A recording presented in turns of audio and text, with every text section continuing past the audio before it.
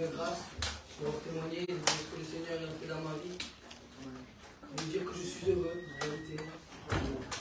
C'est dur d'être heureux aujourd'hui, dans ce monde de Congo. Je me dis ça pour mon entourage, mes cousins, ma famille. Et quand on connaît Dieu, on est éclairé d'une manière que si on n'a pas le Seigneur dans nos vies, on ne peut pas comprendre. Et je vais vous dire quel est le miracle que le Seigneur il a fait dans ma vie, comme il a changé mon cœur, comme il a changé mon entendement, ma façon de penser, ma façon d'être, tout simplement. Il a fait de moi quelqu'un de nouveau. Ben, je suis un garçon qui n'a pas grandi dans l'évangile. J'ai été né dans une famille gitane, et avec des valeurs, respecter les anciens, etc. Mais arrivé à un certain âge, à l'âge de 14 ans, 15 ans, 16 ans, j'étais à la recherche de la vérité, à la recherche de ce qui pouvait m'entourer, parce que je dépendais des circonstances à cette époque-là. Et j'ai commencé avec le respect que je dois aux anciens, et je lui dis à ma honte, à fréquenter des personnes qui étaient dans les ténèbres, on va dire, parce qu'on faisait la drogue, on faisait beaucoup de choses qui n'étaient pas à la gloire de Dieu, que j'avais vraiment de le dire. Mais ça a continué pendant un bon moment. Je fréquentais les bars, j'ai eu un bar à 19 ans, à 18 ans j'ai eu un bar, sur Nîmes à la Movida, à la Facette. Bref, et j'ai fait des choses vraiment que j'ai véritablement honte de le dire, ce que je ne peux pas dire. Et ben, ça a continué, alors financièrement j'étais bien, alors comme je faisais la drogue, etc. Je voulais m'acheter plein de choses, je voulais la dernière voiture, la Mercedes, je pouvais me la prendre. J'en passais, mais j'étais toujours pas heureux. Malgré que je faisais beaucoup de choses, que je suis arrivé à mon but. Parce que mon but c'était d'avoir de l'argent, se mettre bien dans la famille, financièrement ne manquer de rien, c'était ça mon but. Mais quand je suis arrivé à ce but-là, j'étais toujours pas heureux. J'ai compris qu'il y avait quelque chose qui se passait en réalité, c'est que j'étais toujours à la recherche de quelque chose, toujours à la recherche de la vérité. Et j'ai continué toujours dans mon péché. Et à un moment, quand on commence un peu à grossir, à vouloir se donner un nom et à grossir dans le milieu, on n'est pas discret. On commence à avoir des montres, on commence à avoir des belles voitures. Finalement, il y avait la police qui sont mis derrière moi et ils m'ont suivi pendant plus d'1 an. Et à un moment, je savais qu'ils allaient venir à la maison. Donc malgré que je calmais les affaires, etc., j'étais pris dans une spirale. C'était très dur de se détacher des affaires. C'était très dur de se détacher des choses qu'en réalité je dépendais. Je ne le savais pas. Et alors là, je commençais à chercher Dieu. Je commençais comme je faisais un peu moins d'affaires et tout, je me suis dit comment ça se fait que je ne suis pas heureux. Comment ça se fait que j'ai tout ce que j'ai. Je veux un canapé, un beau canapé, je me l'achète. Je veux une belle voiture, je me l'achète, mais j'étais toujours pas heureux. Et là, je me suis dit, je savais qu'il y avait un Dieu. J'étais au plus profond de moi, je le savais. Et la Bible le confirme parce qu'il dit qu'il a mis la pensée de l'éternité à chacun d'entre nous. Dans toutes les personnes qui sont un minimum normal, on a toujours pensé à Dieu, on a toujours une pensée pour Dieu. Mais voilà, on ne savait pas où est-ce qu'il était. Il y a tellement de religions. Et je me suis perdu dans les religions, j'ai commencé à lire le Coran. J'ai lu le Coran, j'ai lu les hadiths, j'ai lu beaucoup de choses aussi parce que j'ai traîné aussi beaucoup avec des musulmans. Et en lisant le Coran, je me suis aperçu qu'il parlait de la Torah de l'Évangile. Alors, en lisant le Coran qui parlait de la Torah de l'Évangile, je me suis dit, je vais lire la Bible. Et à ce moment-là, je me fais attraper. Je me fais attraper et je rentre en prison. Et quand je rentre en prison, l'avantage, c'est qu'on est enfermé dans 9 mètres carrés.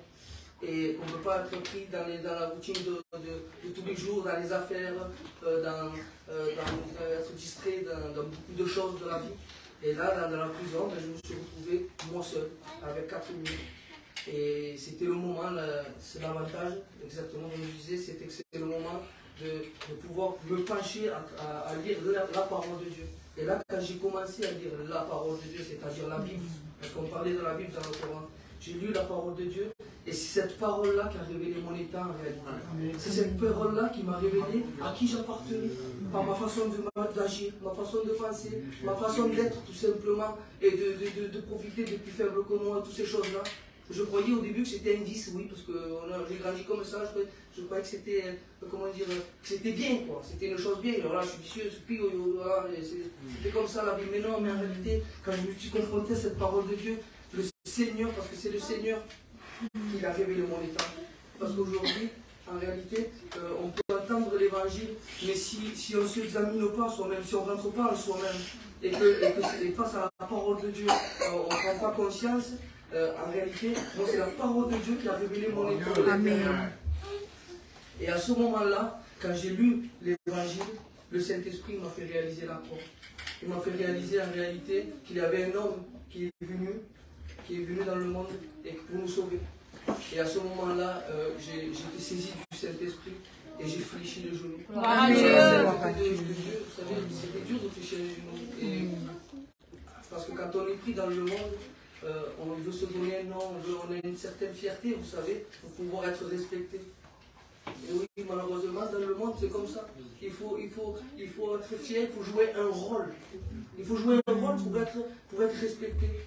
C'est dur d'être humble, de pouvoir fléchir le genou. À ce moment-là, j'ai fléchi le genou face à la parole. Amen. Parce qu'elle a révélé mon état. Et à ce moment-là, j'ai été saisi du Saint-Esprit. J'ai fléchi le genou, j'ai demandé pardon. Et il m'a fait rentrer en moi-même.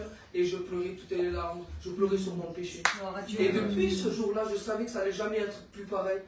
Je savais que ça n'allait jamais être plus pareil. Je commençais encore à lire la parole de Dieu et je rends grâce qu'il y a des serviteurs qui viennent en prison. Et là, j'ai pu être en contact de la réunion. Je ne savais pas que c'était les Alléluia. Nous, on n'en voulait pas. Il y a une qui était dans ma famille. Et j'ai pu assister à des réunions. Et quand j'ai entendu, c'était je ne sais plus s'il y est toujours, c'était le petit Paul, il est de Pézenas, je crois. Petit Paul avec le fils à François, justement, qui va venir lundi, qui vient en prison. Et il commençait à prêcher, à porter la parole de Dieu dans la prison. Et j'ai commencé à être béni véritablement. Et j'ai gardé cette relation avec Dieu. C'est le Saint-Esprit qui a témoigné à mon esprit. Amen, amen. Mais il m'a fallu fléchir les genoux. Il fallait que j'enlève l'orgueil en réalité de ma vie. Oui, parce que j'étais orgueilleux. Et à ce moment-là, face à la parole de Dieu, qui a révélé mon état, il a fait de moi quelqu'un de nouveau. Amen. Par le sang de Jésus. Amen. Et il a fait de moi quelqu'un de nouveau complètement. Mes pensées ont changé, ma façon d'être a changé. Toute ma vie, il a changé mon cœur complètement. Chose que je ne pouvais pas faire de moi-même. C'est vraiment une grâce d'appartenir au Seigneur. Amen.